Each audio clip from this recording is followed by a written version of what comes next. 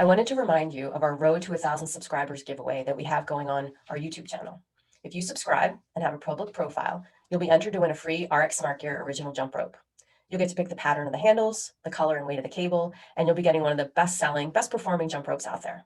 Every time we hit a new century mark with the number of subscribers to our channel, we'll randomly select a new winner. And our friend Dave Newman is going to throw in a little something extra for each winner. So a special thanks to our sponsor, RX Smart Gear, to Dave Newman for being such a great partner, and to you for being a loyal listener. Good luck, and I hope you are our next winner. Okay, can we talk about the most delicious protein bars ever made? Barabells. These are caramel cashew. These are my go-to. They're my favorite. They have 20 grams of protein, no added sugar. The macros are phenomenal, like 200 calories, less than a handful of grams of sugar in the whole bar. Did I say 20 grams of protein? Yeah. They are delicious, like a treat. Can't believe that the macros are the way they are and that the nutrients are what they are, because they taste like a candy bar. And I know my candy bars pretty well. I'm like a Snickers type of person. There's no aftertaste. They have so many flavors to choose from. If you're not a fan of the caramel cashew, they've got salty peanut.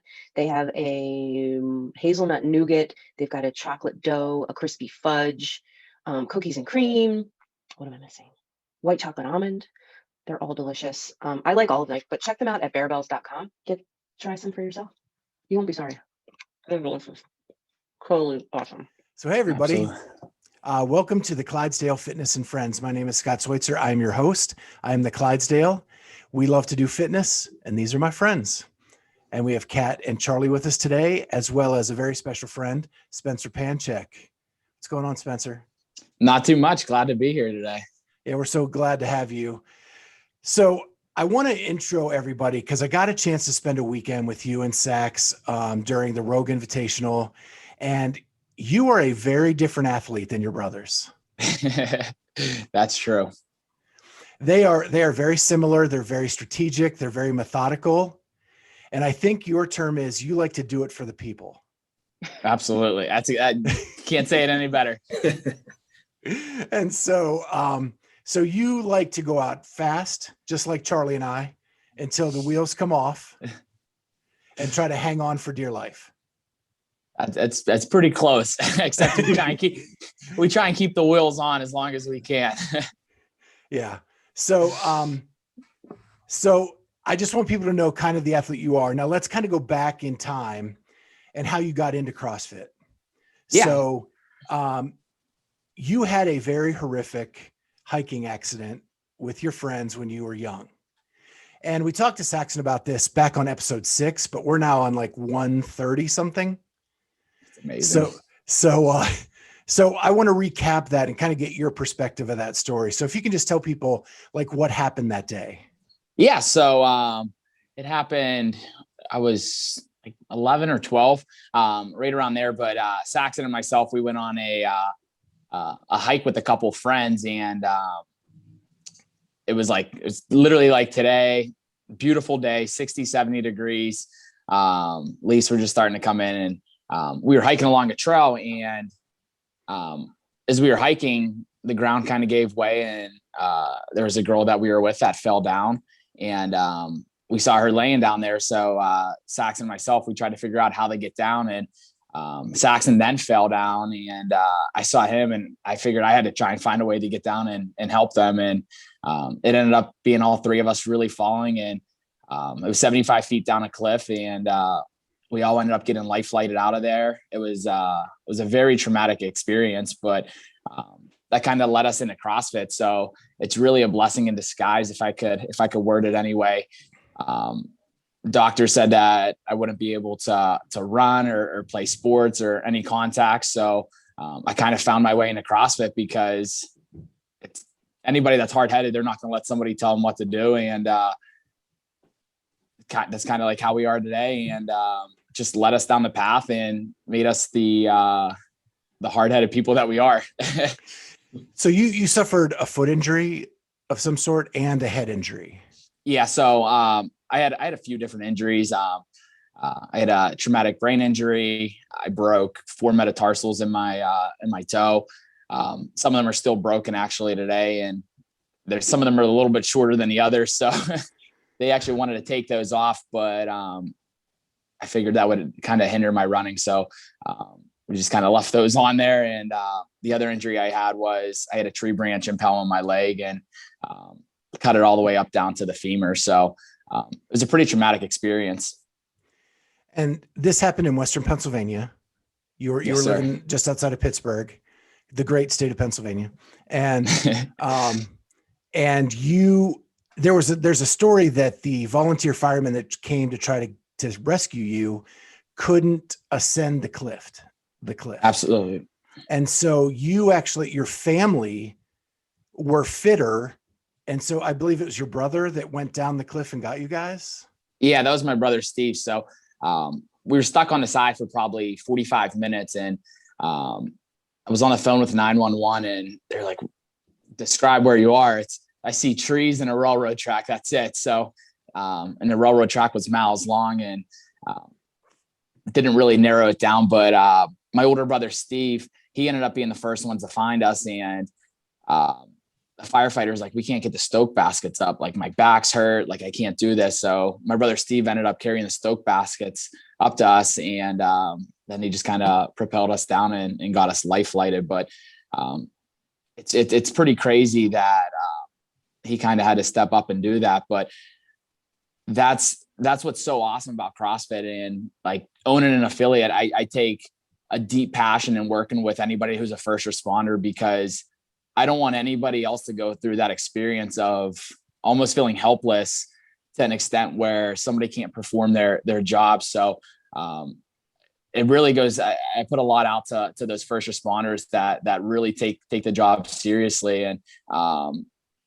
that's what they do. And they come into the gym and like they're training for their job, and it's incredible. And I love working with those guys because it's something that's serious, and they really do hold people's lives in their hands. And by them being fit up for the job, that's going to help a lot of people. I actually heard your mom tell the story at regionals in 2018. And she's such a good storyteller. But she talks about like that they really didn't know where you guys were, and the family was praying to be able to find you. And at that moment, they saw a glimmer from like one of your hoodies or something in the woods. And it just like, it overpowered me with like how emotional she was about that and how cool that was. Yeah, it's crazy. And I won't forget my brother. He said he got down on the railroad tracks and prayed to God that he'd find us. And lo and behold, he was the first one to find us. So I'm truly blessed and grateful for him and God and just being able to make it off that hillside alive. So let's move to Papa Panchik. So he noticed that you guys were kind of bedridden for a while and knew that you guys were going to need to get fit again. And so he's kind of the one that discovered CrossFit and started teaching you guys in a parking lot. Yeah. So he got us into CrossFit. He started with, it was sandbags and maybe a couple of jump ropes and PVC pipes. And we pulled .com workouts, and he's just throwing us through a few different, like, I don't even want to say it was full on CrossFit, but it was more high intensity training. And he ended up working his way down to CrossFit Pittsburgh with one of his buddies, and he worked out there for a little bit, and then he got the whole family down there. And from there, it just kind of took off, and we've been hooked since. So it's really awesome, kind of like where we started to where we are today. So what took you from Western Pennsylvania to Cleveland? Because, a Pittsburgher going to Cleveland is very rare. It is very rare. My brother Scott, he wanted to open up an affiliate, and it was right after 2000. It was 2012, his first year at the games, and we saw it as an awesome opportunity for Saxon and myself to be able to really be surrounded with the best in the sport, and to be able to kind of help out and grow a CrossFit gym from the ground up, because that's something that we saw passion in doing eventually. So that's what we ended up stopping high school our sophomore year. So we moved out to Menor, Ohio, finished our last 2 years of high school off, and we just trained and went to school, and that was it. And so when did you realize that you had the potential to be a games athlete as well? I'd say probably from the beginning. Like I know that anything I do, I can be very good at. And I mean that in the most humble way, but like if I put a full focus on it, I know I can be really, really good at that. And just being surrounded with Saxon and Scott. And I mean, I know that he was the best in the sport just starting off, and I can throw down in workouts with him. And it really gave me the confidence and drive to try and be successful in the sport. So just to wrap up this story, I also read that you're an EMT. Yeah. So I went in, I actually got certified. That was probably 4 years ago. And that kind of carried over from my accident. I really wanted to be some type of first responder. And I went and did my EMT. I was going to work into my paramedic, and then I got pulled into CrossFit a little bit more. And recently this past year, I was going through the police academy, and again, I found myself going back to CrossFit. So there's something that's really keeping me in here, and I'm determined to stick with it until I kind of figure out exactly what it is. But I know I keep getting called back to competing in CrossFit, and I'd say this is the first year that I'm truly all in, and I'm really excited to just kind of see where it takes me.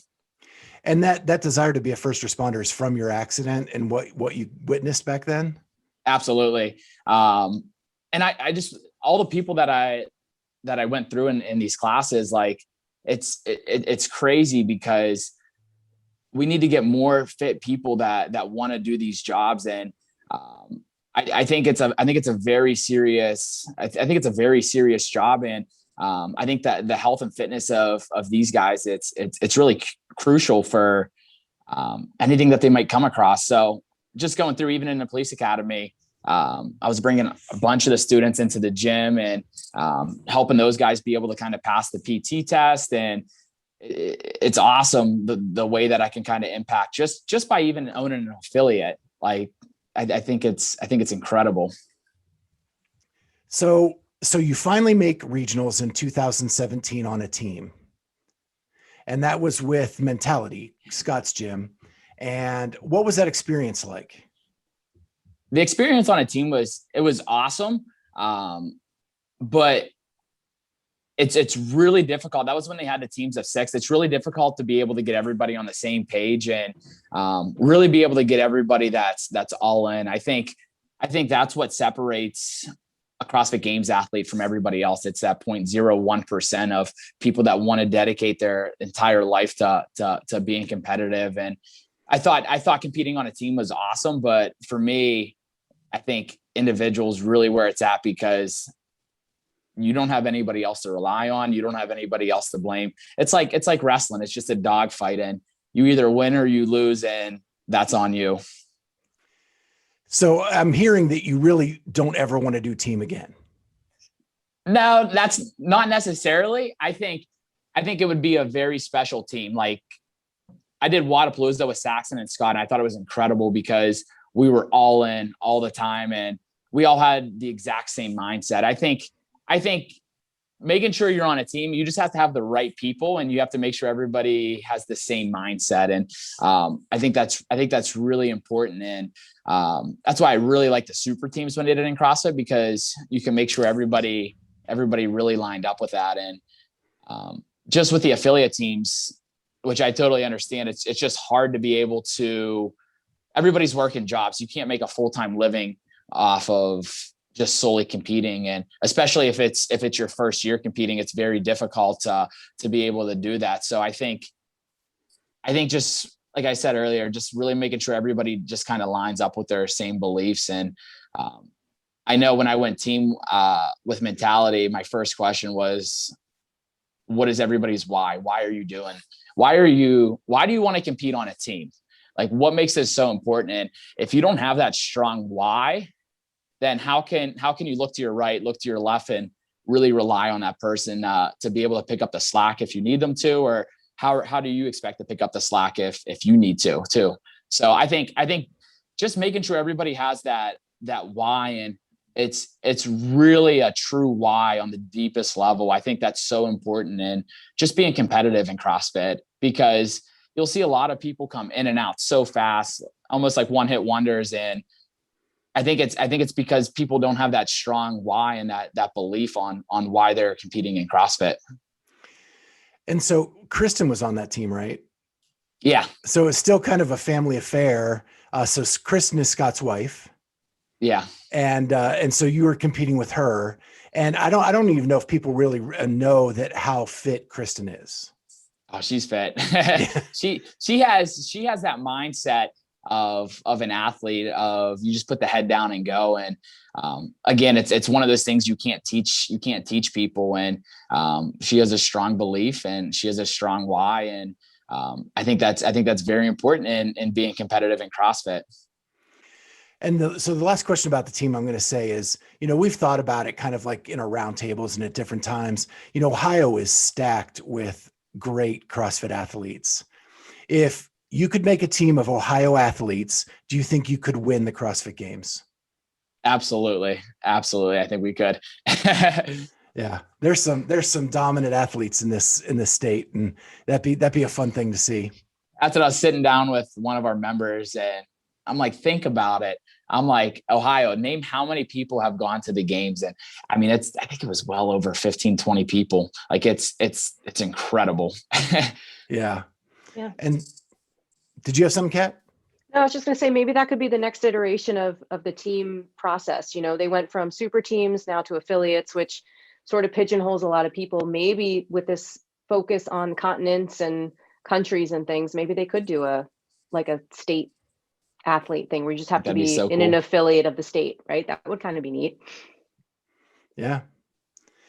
So then the following year, you make it as an individual to regionals, your first time. And you made it with both of your brothers. So that creates this really weird dynamic. They take 5 people and your family is 3, and you're trying to get 3 of the 5 spots. Yeah. Right. And so I've been around you guys. You are the most supportive brothers in the world. Like when I was there for Rogue, you were as supportive to Saxon as anybody, any coach, any family I've seen in my life. But I know that when the 2 of you throw down, you want to crush him. Yeah.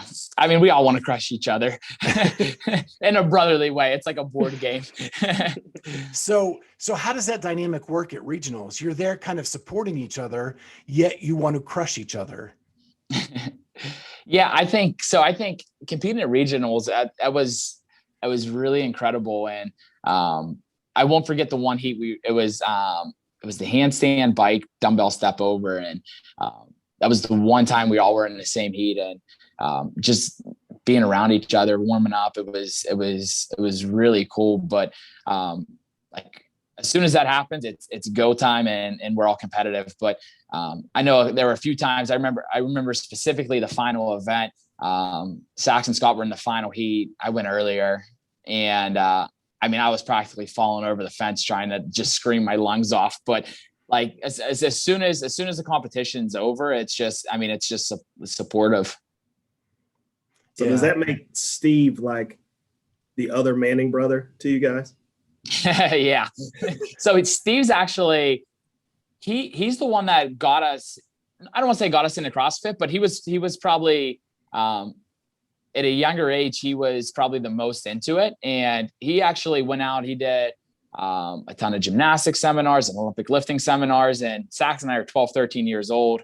Like we can't sit still. So he would go out and do these, and he'd come back and bring all this knowledge back and would really teach us. So just in Olympic lifting alone, I mean, we wouldn't be hitting the numbers that we're hitting without him. And he really is a key part in it. And I know he doesn't get a lot of, I know a lot of people don't know exactly who he is, but he is a key part in it.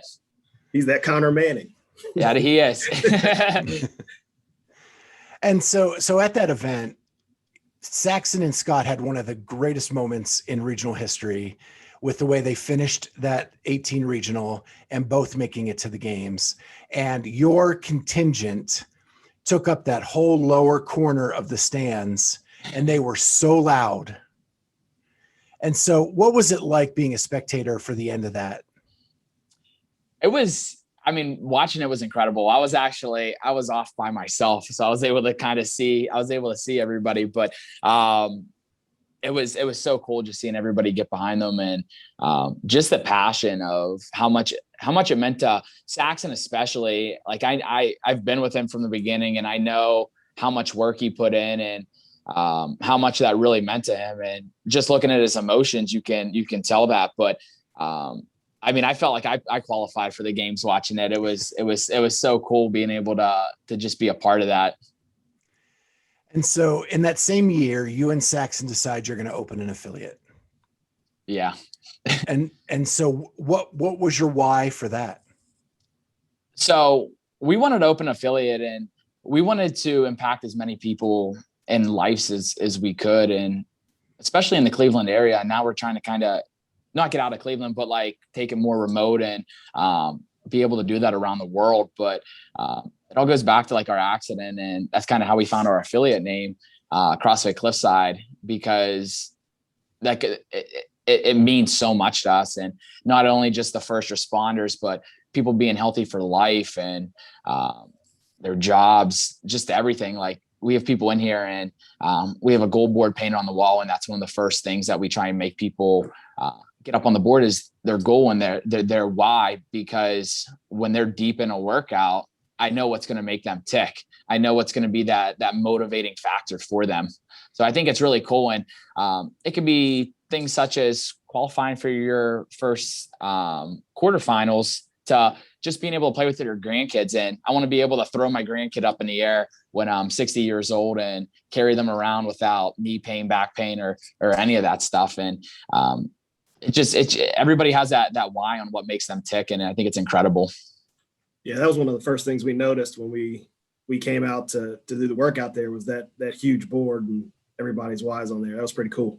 Yeah, absolutely. I think that's a key factor in not just working out, but I think CrossFit, because CrossFit pulls out the inner athlete in everybody. And I think it's really cool that everybody can be a part of it. Everybody does the same workouts. Like the Open, for instance, like you have your 0.01% that are doing really well in these workouts. And my dad, he's 64 years old, and he's doing the workouts too. And like we can do them right next to each other, and we're going through the same pain. And it's something you won't find anywhere else. And it's amazing.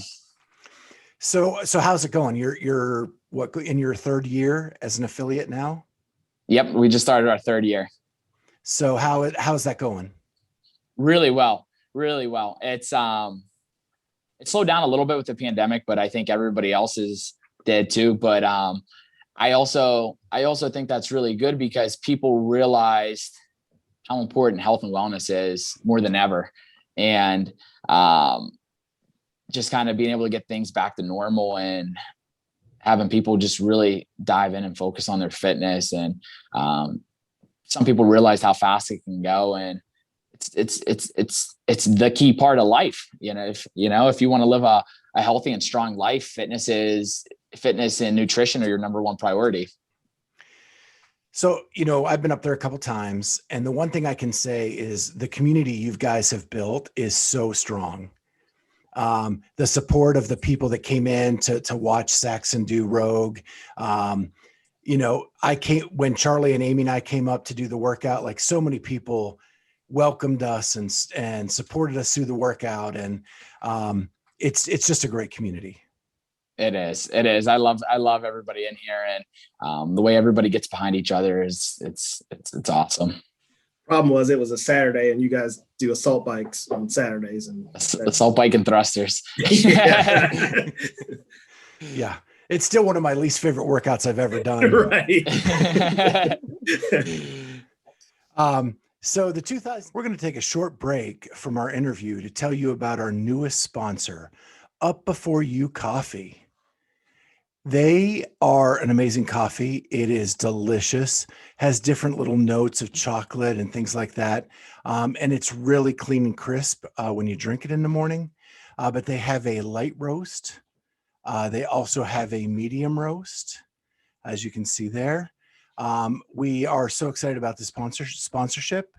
If you use Clydesdale 20, all caps, Clydesdale 20, you can get 20% off your order. Just go to upbeforeyou.com and order your coffee. It's delicious. You'll love it. So the 2019 season comes, and you came so close so many times to qualifying for the games. So how did you handle that mentally to be like that, like just like Brazil was like right there? Yeah. So Brazil that was probably my most favorite moment competing in CrossFit. And there was a lot of different things that I kind of threw into place there. I started working with it's really a key guy in my life, actually. His name's Greg Russo, but I work with him on just body, mind, and soul, and really bringing all that together. And it's something we've been working on since Brazil was the first live competition that I took him. He went down there with me, and I don't really go anywhere without him now, but he went to chiropractic school, so he does a little bit of that stuff, but really a big thing is just body, mind, soul. And it's incredible. He actually, right before Brazil, not many people know this, but I actually herniated my back, my L4, L5. And I got MRIs on it. I went to a couple chiropractors, and nobody wanted to touch me because they thought it was a liability if they were to work on me. So I ended up getting linked up with this guy. And within the first visit, I kid you not, within the first visit, my back pain went away. So from that moment on, I was just locked in with this guy, and I don't go anywhere without him now. And we took him down to Brazil, and he worked with Saxon and myself down there. And it was one of the most incredible experiences. And now we just kind of keep moving forward. And every day we just get better and better with training, competing, just mindset, everything. It's really cool. So did you like that sanctional format? I did like that sanctional format. I think the problem with it was you would get all these great athletes at these events, and only one's going to go. Yeah. So I think it was cool, but I think from a standpoint of getting the best athletes to the games, it's difficult because one, it's expensive to get out to all these events. And I know Saxon and I, we battle back and forth every day in the gym. So if him and I are at a competition, it could go either way. And at some point, one of us is going to have to kind of go to a different competition. But now with the new format, I think it's cool because you can get 5 people to the games from just one. But again, I can still see if you plan on winning the games, you should be able to step into any competition and win. So, I mean, I beat myself up about Brazil because I wanted to win, obviously. But if you can't win a sanctional and you don't feel like you can win the games, then I don't think you should waste your time there. I think you need to get back to the drawing board, patch those holes, and then come back next year better and better. So, okay, I'm going to skip forward because you made that statement. So patch holes. So you saw weaknesses in your game.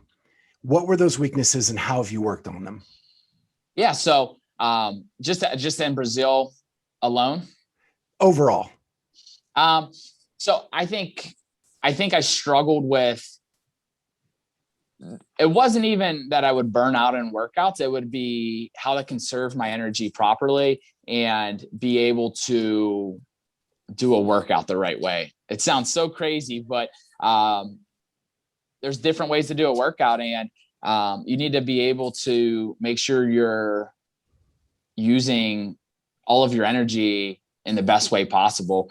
And going forward, just this past year, I ended up bringing on a coach, and he really kind of helped me dive into that on how to approach a workout, how to be smart, when to take a a smart risk when not to. So I think the tools were there down there. It was more so in my mind on how I need to do workouts the right way, if that makes any sense.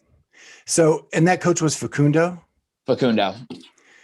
Yeah. So I think Facundo is kind of like a man of mystery. Like, Rich always said he was his coach, but nobody really understood what that meant. And he's now part of Aerobic Capacity, or did he move? Is he still there? I think he's still a little part of it. I'm not too sure, honestly. So can you explain to me what he does? Like, do you still do your own programming? Does he do some of your programming? How does that work? So we started off with him with just endurance workouts, and he ended up giving us this one workout, and Sax and I were absolutely dead. And it looked so basic, but we were absolutely dead. And from that point forward, we just handed everything over to him, and we just put the trust in him. And yeah, we're gonna see where it takes us this year. This is our first competitive year working with him.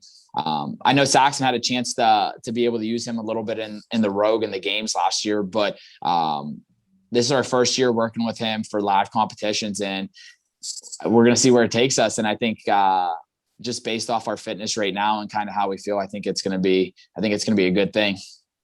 Yeah. I mean, your finishes in the open and the quarters were impressive. And we'll get into that in a second, but so let's go back to 2020. So you're coming off a season where you're that close, and then you start into the 2020 season and COVID happens and the Glassman situation happens. And you have a very unique perspective because you're not only an athlete dealing with all of this going on as an athlete, but you're also an affiliate owner having to deal with all of this from an affiliate side. Absolutely. So what, are you glad 2020 is over? I am. Onward and upward. So what was that like? So how did you have to prioritize that? Did you prioritize the affiliate first, or what you were doing as an athlete, or try to just make a mix of the two? I'd say so. For me, I wouldn't be where I am without being an athlete. And for me, that's my number one priority is being an athlete. And by me being able to get out and compete, like, it allowed me to be able to open an affiliate and really get to where I am today. So being an athlete is a huge part, but being an affiliate owner is a huge part as well, because I'm not just representing myself, but I'm representing everybody else that steps into not only my affiliate, but CrossFit in general. Just like there could be a gym in Utah that's representing my affiliate just because it has the name CrossFit in it. And really we all work together. And I think just being united as a team is very important in just the CrossFit community alone. Well, I know you were one of the first affiliates to lend out your equipment. Yeah. To your members. Absolutely. Which was a great concept and so many people followed up with that. Yeah. So that was, Sax and I, we were going back and forth. We're like, how are we going to do this? What's a way that we can limit equipment where we don't have somebody come in and they just take everything out of there. So we created a few different programs based off the equipment that people took out. And we didn't know how long it was going to go on for, but it was just something more so for people to just maintain their fitness. And that way, when we opened back up, it wasn't, all right, like I haven't worked out for a couple months. I put on 50 pounds. Like, I need to get back into it. Rather than maybe they put on a little bit of weight, but they can still kind of maintain. So when they step back into the affiliate, that they're feeling good. They're not going to leave the gym feeling beat up and sore and injured. So, I think maintenance was probably our number one goal and priority when we did that. And from an athlete side, the open had already happened. So the hay was already in the barn and there wasn't much you could do except for just kind of watch the news and see opportunities slip away. Yeah. So I actually won't forget. It was a couple of days before I was supposed to leave for West Coast. And that's like, just seeing that happen. And I saw Atlas got canceled. As people arrived in Canada, they were literally out there. They had the whole floor set and they sent everybody home. And just kind of seeing that just slip away was so frustrating. But looking at this year, that was West Coast was the number one event that I was planning on peaking for last year. And that's the one I put my bid in for this year because I really want to pick up where I left off last year in the season and just carry that into 2021. So let's get into 2021, right? You have your best open finish ever, 30th. You finished 10th in the quarters in North America. So you're definitely moving up the leaderboard. All three brothers finish in the top 10. That's a pretty big like pump the chest moment for the Panchiks. Yeah, I think it's really cool. I think it's going to be a good year. And you got to do the first open announcement back from it being kind of gone for a while. All three of you got to compete against each other. What was that like? Being able to do that with them was one of the most incredible experiences. And before they went out there, I'm like, listen, guys, like be blessed. Like you guys are so lucky you guys get to be able to do this. And really when I saw that they did that, I was like, I really want to be out there with these guys. And going into the first week of the open, I'm like, my dad always told me growing up that if you're not playing or you're not on the starting lineup, you need to prove yourself. And that way people look kind of crazy for not putting you in. And looking at that was my goal the first week of the open was you need to be up at the top of the leaderboard so that maybe you do get that opportunity to be able to do that with them. And I ended up getting an email from CrossFit about being able to go out and do that with them. And it was so freaking cool. That's awesome. And so now you've qualified. All three of you have qualified. Now here comes the conundrum, right? You have three brothers fighting for spots. In the old days at regionals, you'd all be in the same region. Did you make bids to different locations this year? Yeah. So this year we didn't really care if we ended up doing the same ones, but it just so happened that we all had a different one that we wanted to do. So I think it's really cool. But again, CrossFit still, I mean, you didn't really get to pick your spot. I think they're power ranking them or something like that. So you had to list them 1 to 5. So we'll see if we end up getting in the ones that we put in, but our first pick for each one was something separate. So regardless, I think it's going to be really cool. I know Saxon wanted to do the same one as me, but he's expecting 2 twins coming here. So the last Twins week having of the, twins. Twins having twins. So the last week of the quarterfinals is his due date. So he didn't pick that one. Yeah.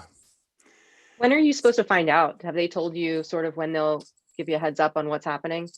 I think next Thursday, they're going to send out invites because I know our North America, I think they took 120, but they're going to send the first round of invites out. But again, I don't know if they're power ranking them. I don't know if it's going to be like, if you won the open, you get your first pick, and you know what I mean? I don't know if that's how they're going to do it or not. Yeah, I know. I read this morning that today is the last day of video review, and we're on the 20 or 19th. So this is April 19th right now. And then soon after they're going to start releasing invitations, but they didn't really specify when. You guys probably know more than we do. Yeah, I know Saxon and I CrossFit was on it. They had the videos reviewed relatively quick. I know by Sunday, I think I had 4 out of my 5 videos approved. And then I think Monday I ended up getting my 5th one. So they were pumping through those really quick. So you picked West Coast. That'd be a fun one. Have you heard that it's actually going to happen in California? So they actually, I think they relocated it to Las Vegas this year. I know they had a few other options that they were talking about, but I know that they ended up moving it to Las Vegas. That's the rumor I've been hearing too, is it moved to Las Vegas, and that they're looking to move Granite as well to another location. Oh, I didn't know that. Yeah. Because right now it's in an NFL facility, and the NFL probably doesn't want to spread COVID amongst their players. So For sure. Yeah. That makes so I think sense. that's the hurdle there. But yeah, I did hear Las Vegas for the Do you know West where Coast. they're moving Granite at? I don't. That'd be interesting. It may still be in Minnesota. It just may not be at the football facility. Yeah, that's gonna be so cool. I think they only one of them is gonna be online, and then I think 3 out of the 4 for just North America will be in person. So I think it'll be really cool to be able to get back on a competition floor, because I know nothing's ever the same online. Yeah. What's that, Charlie? No, I didn't say anything. Okay. Yeah, that's kind of my belief is it fair to qualify people for the games in 2 different ways, online and in person? I think you're going to have to, just because of COVID, but it stinks that we have to be there. Yeah, absolutely. I think you definitely have those certain athletes that do really well in an online setting. So I think it'll be really interesting to see at the games, because I know a couple athletes will be coming from the Atlas, and then I know they have the what is it? The last chance events. That one's going to be online too. So I think it'd be really cool to kind of see where those athletes shake out with anybody that does it in a live event. But I think regardless, the best athletes are going to be at the games, and it's going to make a really cool competition. So I've heard you say over and over that this is your year. You're all in. You believe that this is your year. You're going to make it and do well at the games. What do you attribute to that? The coach, your all-in attitude, or a combination?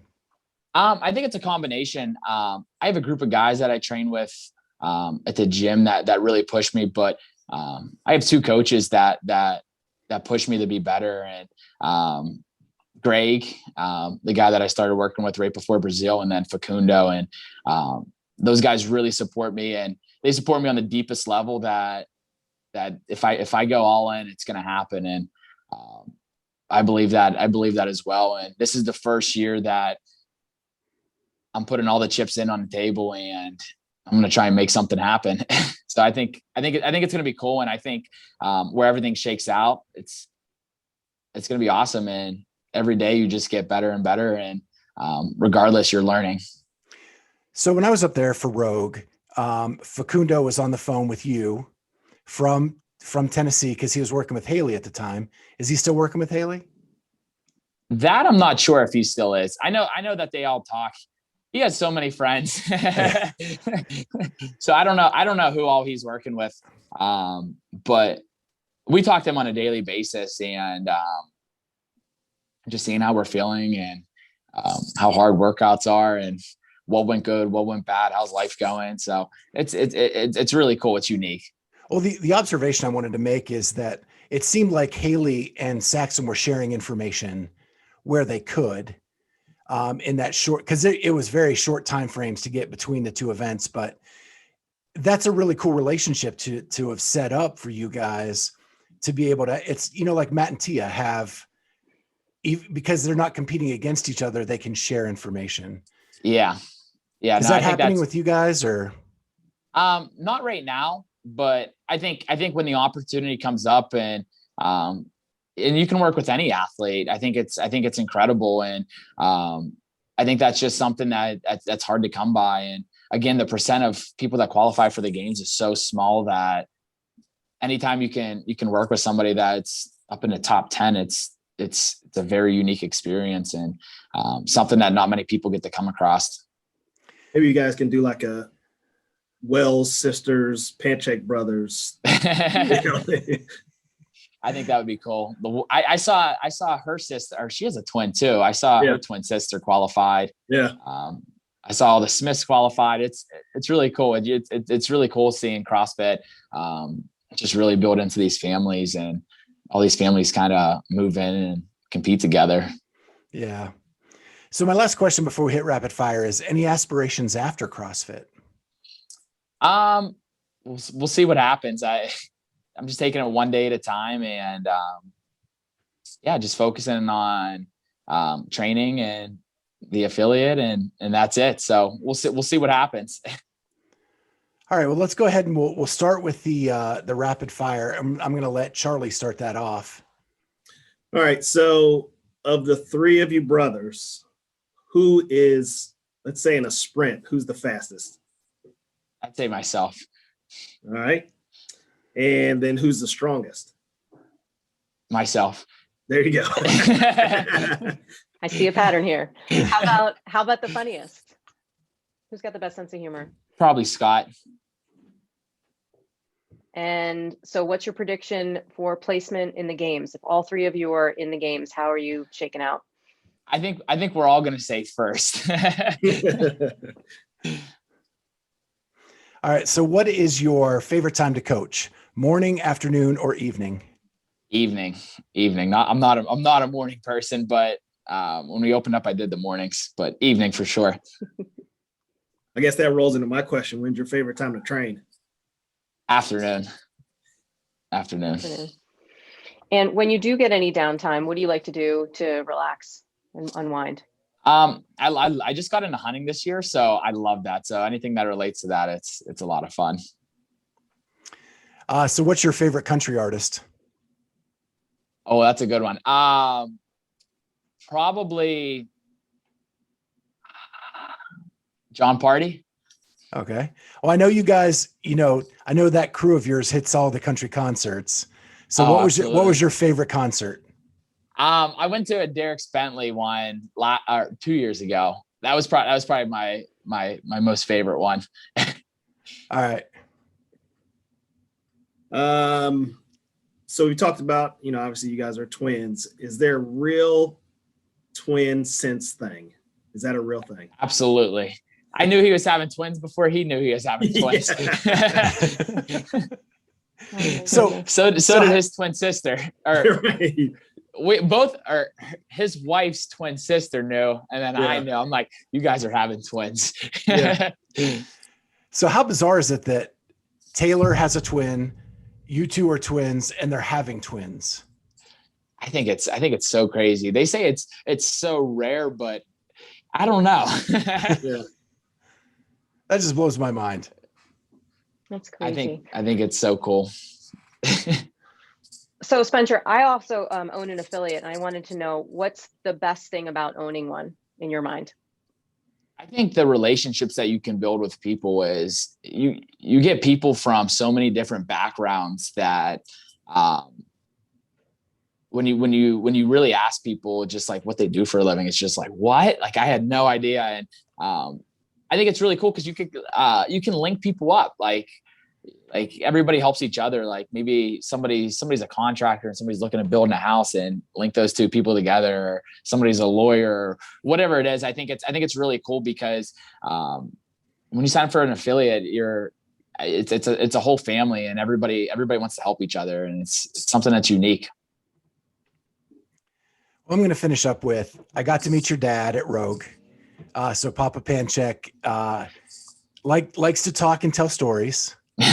So what is the best advice Papa Panchik ever gave you? He gives a lot of advice.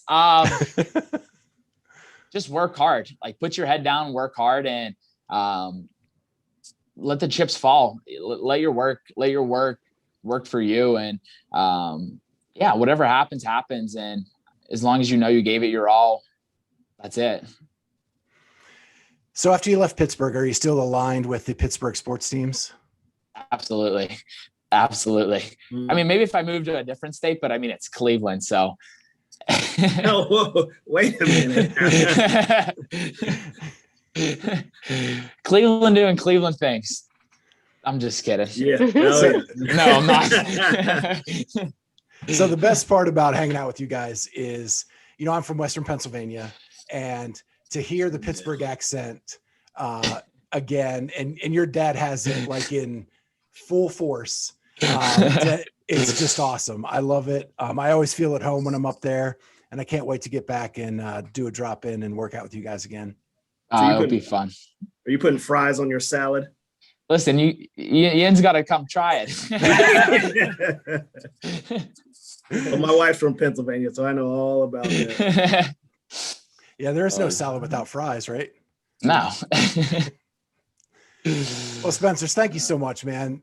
It was great getting you on finally and getting to talk to you. And I know you're going to kill it this year. So can't wait to see you at the games. Absolutely. I appreciate you guys having me. All right. Thanks. Have a great day, man. You guys too. Bye. Good luck.